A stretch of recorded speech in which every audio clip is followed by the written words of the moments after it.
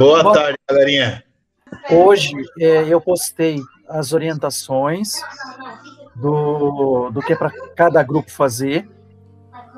Então já está lá no Google Sala de Aulas. Bom, então, eu postei hoje lá a proposta da atividade de culminância, que é aquela atividade grande que a gente vai ter que entregar lá na metade de junho, tá? Que é o trabalho maior.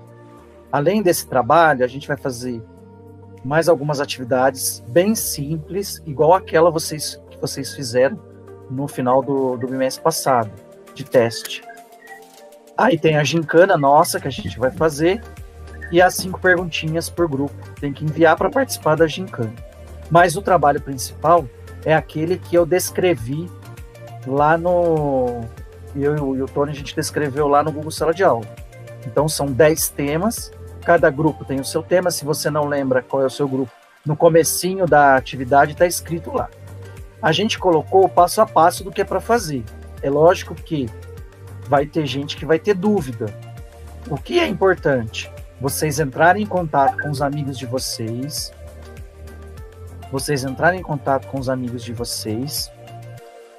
e marcarem de como vocês vão fazer esse trabalho. Não pode ser presencial. Pode usar o WhatsApp, pode usar o Google Meet, como a gente está fazendo. Só não inventem de se reunir presencialmente nesse momento. Dá para fazer muita coisa de forma online. Dá para se reunir do jeito que a gente está fazendo aqui com o pessoal do grupo. Dá para fazer pelo WhatsApp também, marcar o que cada um vai fazer. Mas nada de ficar, vou marcar na casa de tal para a gente fazer trabalho. Esquece isso.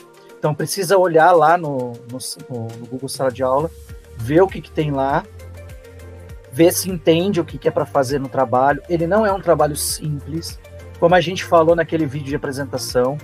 Nós queremos que vocês vão além, que surjam bons trabalhos, porque senão não adianta a gente trabalhar na eletiva. A eletiva tem que ser um trabalho diferenciado. Eu e o professor Tony, nós confiamos em vocês. Mas aí, a fazer o trabalho, desenvolver, é com vocês, a gente só dá o suporte, né, Tony? É isso que o Ricardo falou, galerinha. E assim, a gente está sentindo muita fraqueza nessa sala. Só 5 alunos, hoje 4, na verdade, né? Então a gente precisa que vocês conversem com o grupo de vocês, já tem lá os nomes dos participantes, incentive a participar, porque qual que é o objetivo dessa aula que nós estamos preparando? Porque vocês vão fazer o grosso, a pesquisa, vocês que vão estar fazendo, vão estar realizando. Então, precisa ter mais pessoas participando. Talvez o horário, eu não sei qual é o problema que vocês têm, então vocês têm que falar para a gente, tá? Tem que falar para a gente qual é o problema, o que vocês estão tendo de dificuldade para a gente estar resolvendo com vocês. Outra coisa é assim, professor, eu não sei preparar o Meet, eu quero marcar uma reunião. Fala com a gente que a gente ensina para vocês, tá? A gente monta, como é que vocês fazem a reunião, como é que manda o link, e aí vocês façam entre vocês, os 4 ou 5 alunos que vocês têm no grupo. Ah, eu quero fazer com mais pessoas. O Meet comporta até 250 pessoas, mas vocês são 33 alunos. Daria para vocês, se vocês querem discutir em grupo, fazer alguma coisa mais junto, dá para fazer também. Como o Ricardo falou, não é um trabalho simples, galerinha.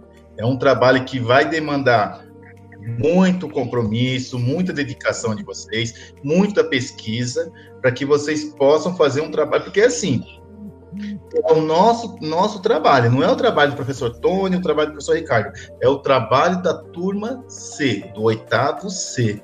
Então a gente precisa que saia uma coisa muito bem feita, como o Ricardo falou, e aí você vai ter várias formas, como foi postado lá. Se tiver dúvida, entre em contato, pega o telefone lá no grupo, chama a gente no WhatsApp e vamos nos falando. Só que isso, nós estamos em live, no vídeo, mês e pouquinho, para que vocês façam essas atividades. Beleza? Então, eu acho que é isso por enquanto, né, Ricardo? Aqui tem mais alguma coisa? Não, do trabalho é isso. Então, assim, durante toda a semana, a gente faz um resumo de cada tema. Hoje a gente vai falar sobre a gripe espanhola e sobre a tuberculose. Mas a gente vai fazer só um resumo, né? Só um apanhado geral. da parte histórica e da parte científica. Então vamos começar. Tony, começa aí pela parte histórica da gripe espanhola. Beleza. Então a primeira coisa que eu quero fazer é uma pergunta para esses 4 alunos que estão presentes aqui. Vocês sabem o que é uma gripe? Segundo, qual a diferença de uma gripe e um resfriado? Eu acho que resfriado é algo mais leve que uma gripe, né? Como a Giovana disse, o resfriado é uma coisa mais leve do que a gripe, né? A gripe sempre é mais forte. Tá, para a gente começar aqui, então, como é que passa uma gripe ou um resfriado para frente? Para outras pessoas, como é que é transmitido isso? Quando a gente tem contato com as pessoas. Tá, de que forma, Giovana? Não sei explicar. Não sabe? E aí, Júlia? Tipo, você tossiu na mão, espirrou, e daí pega outra pessoa, sei lá, ou pelo ar também. Muito bem. Então, galera, é o seguinte, a gripe espanhola, ela vai ser uma gripe que, na verdade, não tem nada a ver com a Espanha, né? Até porque na Primeira Guerra Mundial, de 1917 a 1918, ela não participou da Primeira Guerra Mundial. Essa ideia de gripe espanhola, daqui a pouco a gente vai ver um pouquinho mais para frente, por que tem essa ideia de gripe espanhola? Então, a gripe, ela fica conhecida com esse nome, por quê? Porque as notícias, a imprensa da época, ela tinha mais facilidade, um pouco mais de liberdade de noticiar isso aí para o mundo. Essa gripe espanhola, como estão falando hoje do coronavírus, ela não tem uma origem certa. Não se sabe ao certo de onde que ela vem, mas a suspeita é que ela tenha ocorrido, iniciado nos Estados Unidos ou na China, né? E esse vírus, né, o influenza, porque esse vírus influenza, galerinha, ele não é, ele está na sociedade, no meio da sociedade há muito tempo, e ele não causa só um tipo de gripe, ele causa várias formas, né, vários tipos de gripe. Então, você tem o influenza A, por exemplo, que nós vamos falar do H1N1. Então, os primeiros casos vão ser anotados, vão ser percebidos nos Estados Unidos. Vai ser um soldado que vai pegar essa gripe. E ela vai ser disseminado através desses soldados. Então, naquela época, já estamos no século XX, mas ainda não se tem uma questão científica muito bem desenvolvida. Ainda as pessoas têm dúvida, a ciência ainda não é... Oi. É só reforçar o seguinte, gente, esse vírus influenza que causa os diversos tipos de gripe, assim como os demais vírus, né? Assim como acontece, por exemplo, com o vírus da Covid-19, ele sofre mutação. O que é a mutação? O código genético dele sofre uma alteração. Essa alteração, muitas vezes, pode dar uma nova ou várias características novas para esse vírus, que é o que a gente está passando agora no Covid. Então, aquela primeira cepa, né, aquele primeiro vírus que surgiu, ele já é totalmente diferente do que tem hoje. Ou seja, essa mutação, essa mudança acaba causando vários problemas, porque a cada nova mutação, o vírus passa a se comportar de uma forma diferente. Não significa que ele vai ser mais mortal, que ele vai ser mais letal. Nem sempre acontece isso. Em algumas situações, sim. Então, no caso aí da gripe espanhola, aconteceu essa mutação do vírus, que já... esse vírus está presente na sociedade, ele está em circulação o tempo todo, né? Tanto que a vacina da gripe que é nos dada todo ano, ela tem uma mudança todos os anos, porque o vírus influenza, ele sofre mutações todos os anos. Então, assim, à medida que mais pessoas estão tendo contato, a chance do vírus mudar é muito maior. A cada nova multiplicação dele, existe uma chance maior dele se desenvolver de forma diferente, que é o problema. Por isso que, vocês vão ver mais para frente, o Tony vai falar, a questão do distanciamento.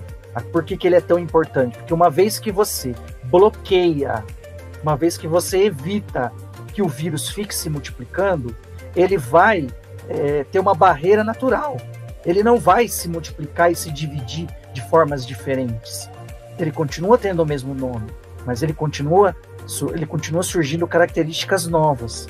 O vírus, para vocês terem uma ideia, a gente estudou ano passado, no 7º ano, para muitos ele não é considerado um ser vivo. Para muitos ele é. Por que ele é considerado um ser vivo para muitos? Porque ele consegue se multiplicar, então ele tem parte de um ciclo de vida de um organismo vivo. Porém, ele só consegue se multiplicar quando ele está dentro de um outro, quando ele está dentro de um organismo vivo. Então ele precisa de um organismo vivo para se multiplicar. Se ele tem condições de fazer isso, ele começa a se multiplicar de forma indiscriminada. E aí as mutações são mais fáceis de ocorrer. Então naquela época, ocorreu, a gente está falando aí de mais de 100 anos, né, Tony? Naquela época, ele sofreu uma mutação, e essa mutação, por conta das razões históricas da guerra, eles foram sendo disseminadas pelo mundo. Não é isso, Tony? Isso, porque o que acontece? Em 1918, a guerra vai terminar, só que os soldados precisam voltar para casa, né? E ainda tem o movimento da guerra. Então, os soldados acabam transmitindo essa doença e as pessoas não sabiam bem o que era, né? E a mortalidade, ela foi aumentando. E como o Ricardo falou, como esse vírus era transmitido, e aí soldados de todas as nacionalidades iam tendo contato, eles iam, porque as enfermarias daquela época, que a gente vê no hospital hoje, de UTI, não existia naquela época. Então as pessoas viviam todas juntas, como vocês estão vendo na imagem aí, era juntar dentro de um espaço, colocava ali e ia tentando, como é que vai fazer? Você não tem ainda uma medicação que vai resolver, não se sabe qual é a medicação, né? Qual o medicamento mais apropriado. Então você tem, e outra, na guerra, gente, também é um local que não é higienizado, né? Um local sujo, um local que tem muitas questões, né? O acúmulo, né? Como o Ricardo falou, a aglomeração. E como é que você faz isso? Como o Ricardo falou, esse vírus vai difundindo, aí chega uma hora que ele tem que ir para outro espaço. Se esse espaço for quebrado, inutilizado, feito alguma questão, vai reduzir. Então, o que fez com que o vírus espalhasse? Justamente a movimentação dos soldados. E como é que se faz para tratar isso? Você não tem um medicamento, você não tem uma vacina, como nós temos hoje, né? Como a gente está tomando as vacinas aos poucos. Então, o que eu vou fazer? Descobre-se que tem uma doença, um vírus muito violento que está atacando as pessoas, eu faço o quê? Eu isolo. Eu vou fazer o que hoje as pessoas estão discutindo se faz ou não faz, que nós já discutimos na aula anterior, que é o famoso lockdown, né? Naquela época, o que eles fazem? Vamos isolar. Quem está com o vírus, deixa lá no canto, porque vai se resolver, vai morrer, ou esse vírus vai ser mutado, vai sofrer mutação, e vamos resolver isso. Então, as pessoas começam, mesmo sem saber como resolver, começam a tomar algumas providências, que é isolamento. O que nós estamos fazendo muito pouco aqui no Brasil, né? Por causa do coronavírus. Existe isolamento? Muito pouco. Então, eles montam algumas questões, tanto dia está fechada a loja, pode usar 8 horas por dia, depois, só que existe a movimentação de pessoas, não tem um isolamento total, não é isso, Ricardo? Porque assim, o vírus, ele precisa de um outro organismo para se multiplicar. Isso é fato. E é importante lembrar o seguinte, gente, doença causada por vírus, é muito difícil você chegar num remédio que cure.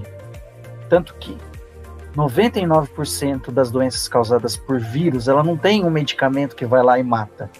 Você tem, na maior parte das vezes, nessas doenças causadas por vírus, remédios sintomáticos. Remédios que amenizam os sintomas, diminuem os sintomas, até dar o tempo do corpo ir lá e matar o vírus sozinho. Ele se comporta diferente, por exemplo, que a gente vai ver, do que uma bactéria que causa, por exemplo, a tuberculose. Ele se comporta diferente, por exemplo, de um protozoário. Doenças causadas por vírus, elas são muito traiçoeiras. É só a gente pensar no caso do HIV, por exemplo, do vírus causador da AIDS. São doenças muito difíceis. porque o vírus, seja ele de DNA ou de RNA, ele se multiplica numa velocidade muito grande. E os medicamentos, eles não conseguem, de forma geral, atuar e matar totalmente o vírus. Na verdade, esses medicamentos ajudam mais no controle dos sintomas para que o organismo se recupere. A gripe normal que a gente está acostumada, por exemplo, não existe um medicamento que cure a gripe. Não tem. A gente toma aqueles medicamentos que você se sente melhor porque eles amenizam os sintomas. Aí você se sente melhor, o corpo reage mais rápido e você se recupera melhor da gripe. Mas não existe um remédio totalmente eficaz como um antibiótico, por exemplo. Porque vamos falar de senso comum. Todo mundo fala hoje de cloroquina, de hidroxicloroquina, de ivermectina, e as pessoas que falam no senso comum esquecem que cada agente, ou seja, o protozoário, a bactéria, o vírus, ele vai precisar de um tipo de remédio específico. Não dá para eu ficar tomando à torta e direita qualquer medicamento sem saber da sua eficácia. Como que eu vou usar um antibiótico se eu estou com uma doença causada por vírus? Ah, professor, mas teve gente que estava muito doente, tomou um antibiótico e melhorou. O que acontece muitas vezes é, a pessoa tem uma doença causada por vírus, ela fica muito debilitada, o sistema imunológico vai lá embaixo nas suas defesas, aí bactérias oportunistas surgem e causam novas doenças. Aí você toma uma medicação, um antibiótico, que não mata o vírus, ele mata a nova infecção causada pela bactéria. Então muita gente faz essa confusão. O antibiótico, ele não consegue, de forma geral, matar o vírus, porque ele é feito especificamente para matar bactéria. Então, esse senso comum que a gente tem muitas vezes e não toma o cuidado. Ah, mas as pessoas estão sendo tratadas com isso e aquilo. Ótimo. Muitas vezes o médico receitou porque ele percebeu que a pessoa estava sendo infectada por outras coisas, porque o sistema imunológico dela estava lá embaixo. Então a gente tem que tomar muito cuidado com isso. A ciência, ela testa de inúmeras vezes se aquilo é eficaz ou não. E mesmo assim, ela erra em várias situações. Como que eu vou falar uma coisa que ela serve ou não serve, baseado no senso comum, sem saber se ela funciona ou não? Então, eu gostei que a maioria escolheu esse tema, porque na rede, hoje em dia, a gente vê muito senso comum. As pessoas acham que porque deu certo para uma pessoa, e vai ser certo para todas. E a coisa não é assim. Quando uma pessoa está muito doente, quem avalia a situação é o médico. É ele que vai determinar qual tipo de infecção está associada àquela primeira infecção. E aí ele determina o que vai ser feito. Né, Tony? Isso. Deixa eu só dar um exemplo aqui, galera. Ó, essa semana passada, a gente perdeu 2 professores por causa do coronavírus, certo, Ricardo? Isso. E aí, todos os 2 eu conheci, eu trabalhei com eles, e eu tenho uma professora que ela tem comorbidades. Ela foi internada com 41 graus de febre, levado para a ala de coronavírus, chegou lá, mas falou, não é corona, não é nada disso. Mandou para casa. 15 dias depois, chegou o exame, ela estava com coronavírus. E ela tem, assim, problemas, Ricardo, enormes, até piores do que os 2 professores que faleceram. E aí, a pessoa fala assim, por que uns morreram, outros não morreram? Porque o organismo de cada pessoa age de forma diferente. Então, cada pessoa, o organismo, ele vai reagir, que nem o Ricardo falou. Vai ter, alguns dá o tempo da defesa, o organismo defender contra esse vírus que está atacando, o inimigo que está entrando. Outro não. Hoje morreu o Paulo Gustavo, não é isso, Ricardo? Ontem à noite. Ontem à noite. Que tinha, ele já tem o quê? Uns 2 meses internado nessa questão. Vai, não vai, né? Ah, vai morrer, não vai morrer. Agora, observe essa imagem que vocês estão vendo aí. Qual a semelhança que tem com a nossa sociedade hoje? Vocês percebem isso? Quem consegue observar nessa imagem? Guilherme, consegue ver qual a semelhança com a nossa sociedade hoje? O uso de máscara. Por que o uso de máscara? Para proteger contra o vírus da influenza. Isso, mas o que a máscara faz que protege, Giovana? Acho que as gotículas de saliva, quando a gente fala, às vezes vai para longe e a máscara protege isso, para que não... Para que você não contamine outras pessoas. Então, observe que lá no comecinho do século XX, as pessoas já tinham noção, eu não sei bem o que é, mas eu tenho que evitar esse contato. Esse contato eu vou evitar me protegendo de alguma maneira. E a primeira maneira foi usar a máscara, é o que nós temos que fazer hoje. A máscara vai impedir? Não 100%, né? Mas ela vai impedir uma grande porcentagem de você ser contaminado ou contaminar alguém. Por isso que é importante que você use sempre a máscara. E observe o seguinte, o sistema de saúde nosso hoje, que é o SUS, que as pessoas não valorizam, o governo não valoriza, ele foi muito importante para essa questão do coronavírus. E lá na época, o que aconteceu com o sistema de saúde? Eles não estavam preparados para aquela pandemia. A sorte, entre aspas, é que foi rápido, 2 anos. Nós estamos indo para o 2º ano já do coronavírus. E já estamos usando, né, a vacina. Como o Ricardo falou, nós temos que tomar cuidado com o senso comum. O senso comum, as pessoas ficam falando, inclusive nas redes sociais ou em televisão. Falam, mas tem que usar esse, tem que usar aquele produto. Gente, quem vai falar se esse produto é eficaz ou não contra determinado vírus ou contra determinada bactéria é a ciência. Você tem que comprovar, você tem que experimentar. Por isso que uma vacina ela tem que ser experimentada e comprovada durante um período. Não dá para fazer hoje e amanhã aplicar, por isso que demorou um pouquinho. Então, o sistema de saúde ele vai entrar em colapso. O que é um colapso?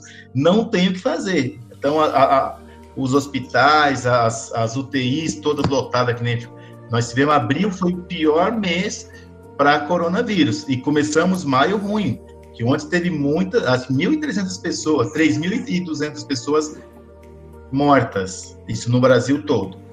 Então, olha só, as pessoas acreditavam, como o Ricardo falou, no início se pensava que o vírus, ou que essa doença chamada a gripe espanhola, era causada por uma bactéria.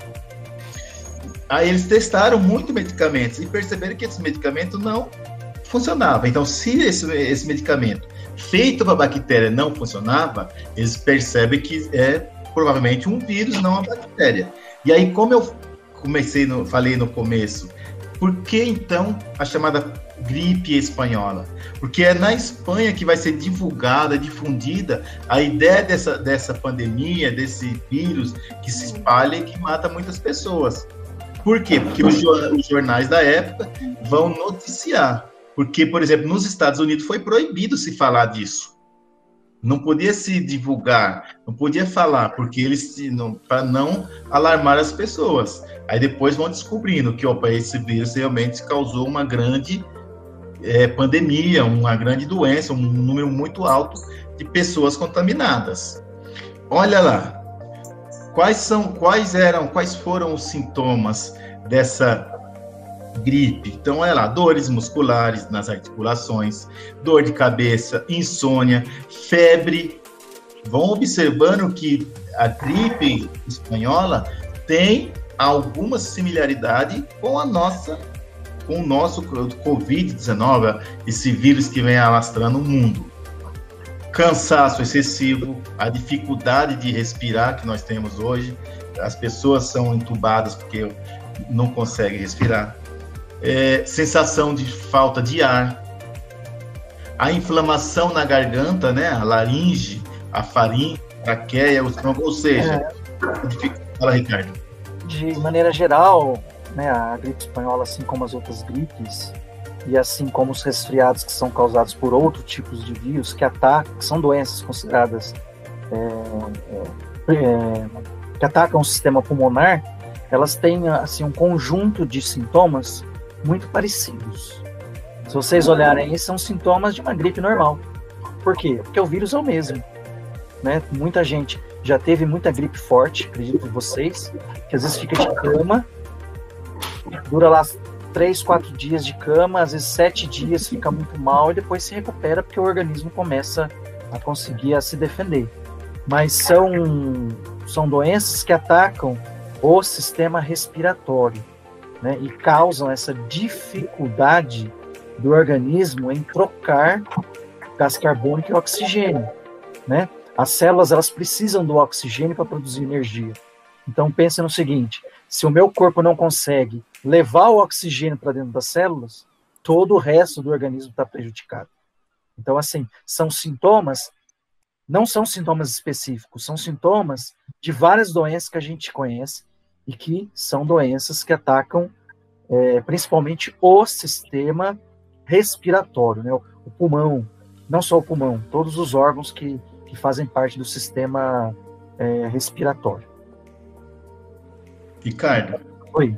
Só fazer uma pergunta. Você, com 85 anos, deve lembrar quando você era novo, certo? Uns 85 anos atrás. Isso. Quando você ficava com um resfriado, com uma gripe, o que a sua mãe fazia para você? Fazia chá, quando estava com febre alta, compressa, ficar de cama. Canja de galinha? Não, canja eu não gostava, não. Mas ela fazia? Não, ela queria fazer, mas eu não gostava, não. Aí ela fazia outras coisas lá e deixava eu quieto. Aí eu aproveitava e ficava lá. E melhorava? Dava uma enganada, né? Enganava um pouquinho. E por que que você mudava esse sintoma? Às vezes melhorava. Por exemplo, a minha mãe fazia muita canja de galinha. Tá doente, tá com febre, canja de galinha e chá, né? Por que esses produtos, não sei, como você falou, enganava essa doença? Que a gente mudava, parecia que ficava bom de uma hora para outra. Às vezes, a questão do senso comum é coisa que a gente usa e ele não vai agir diretamente no organismo. Às vezes ele vai ter mais uma ação psicológica. Onde eu estou querendo dizer? Às vezes aquilo que você faz melhora a sua percepção da doença. Você fica mais animado em relação àquilo. E aí você estando mais animado, você estimula o seu organismo, estimula o sistema imunológico. É lógico, existem plantas, existem chás, e eles conseguem, por exemplo, você está com o nariz escorrendo, aí você toma um chá, ele até pelas propriedades medicinais da planta, eles amenizam um pouco. Mas muitas vezes, Tony, isso era questão psicológica, era assim, aquele carinho de mãe, aquela coisa de afeto, aí você se sentia melhor, mas não que o organismo ou aquilo que você tomou tinha uma substância muito importante e te fazia melhorar, né? Tem outras coisas relacionadas, né? Mãe faz muito isso, vó faz muito isso, tia faz muito isso com a gente, né? De usar essas coisas que a gente, às vezes não tem comprovação científica, mas a gente acaba acreditando naquilo e acaba surtindo efeito. Não que muitos chás e muitas plantas, elas têm os propriedades medicinais, que podem ajudar, sim, na melhoria dos sintomas. E aí eu quero que vocês, alunos, dêem uma olhadinha nesse texto que tem aí, observa o que tem nessa gripe espanhola igual a de hoje. Nós já discutimos isso, já falamos. Dá uma olhadinha aí, ó. Isolamento social. Você tem o afastamento das pessoas por um tempo chamado de quarentena, que nós vivemos hoje. Uso de máscaras. Então, observa que essas doenças que nós estamos discutindo, nós estamos falando, ela não é de hoje, galera. Isso tem mais de 1000 anos que tem várias doenças. Então, observa, as pessoas, como nessa época você ainda não tem ainda uma determinada qual medicamento vão tomar, o que eles vão fazer? Tomar medidas de isolamento. Observa aí, ó, fechamento de escolas, igrejas, comércios, repartições públicas. Hoje, para nós, academias, né, porque não são tidas como prioritárias.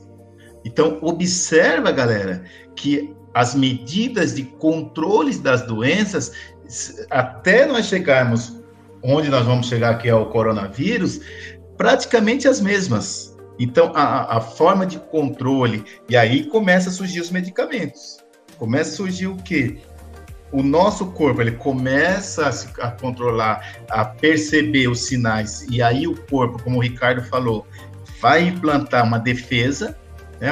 Vocês, não sei, vocês são jovens, são crianças, jovens, adolescentes. Na minha época, eu aprendia que eram os soldadinhos. Os soldados que eram, quando eu aprendia ciência lá, quando era 80 anos atrás, a gente aprendia... 80? Eu sou mais novo do que você, né? Ah, entendi. Entendeu? Então, assim, observa, galera, uso de máscara, afastamento social, fechamento de escolas, comércio. Observa que essas são medidas que vêm de muito tempo.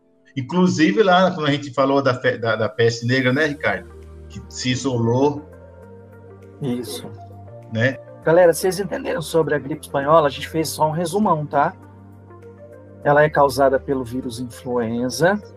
Foi uma doença que causou muitas mortes no mundo. Foi considerada uma das piores pandemias do mundo. Muito parecido do que aconteceu e o que acontece com o coronavírus. O comportamento do vírus é muito parecido. Ele também surgiu a partir de uma mutação, no caso da mutação do vírus influenza. Imagine na época, 1918, totalmente diferente em relação à tecnologia do que a gente tem hoje. Então, assim, para eles entenderem o que fazer, era muito mais difícil do que hoje. Lembra quando a gente discutiu sobre a peste de Justiniano? Também faz muito tempo. Os recursos, eles eram totalmente diferentes de hoje.